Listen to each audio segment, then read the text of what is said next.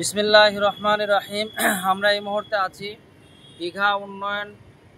দীঘা শঙ্করপুর উন্নয়ন যে পর্ষদ বা ডেভেলপমেন্ট যে অথরিটি, সেই অফিস জাহাজবাড়ি নামে বিখ্যাত নিউ দীঘায়, পূর্ব মেদিনীপুর জেলার সেই নিউ দীঘাতে আমরা পরিদর্শন এসেছি। আমাদের আগামী 30 এবং 31 আগস্ট রাজ্য সম্মেলন আছে। অল বেঙ্গল ইমাম মুয়াজ্জিন অ্যাসোসিয়েশন অ্যান্ড চ্যারিটেবল ট্রাস্ট, রাজ্যের সবথেকে বড় ইমাম মুয়াজ্জিন সংগঠন, সেই সংগঠনের আমি রাজ্য সম্পাদক হিসাবে, সাথে নদিয়া জেলার দায়িত্ব এবং রাজ্যের সহসভাপতি আব্দুল আজিজ, এখানে পূর্ব মেদিনীপুর জেলার সম্পাদক, আমাদের রামনগর ব্লকের এখানে যে জিম্মেদার আছে আমাদের মৌলানা শারাফত সাহেব, তিনিও আছেন।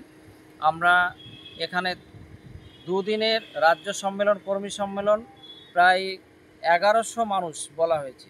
সেখানে কতজন আসে আমরা দেখি তাদের জন্য ব্যবস্থা আমরা প্যান্ডেল করে, মসজিদ প্যান্ডেল সব জায়গায় থাকা খাওয়া সুন্দরভাবে তাদের করা হবে। তারা নিজের খরচা আসবে, থাকা খাওয়াটা রাজ্য ব্যবস্থা করবে। পরের দিন 1 তারিখে এই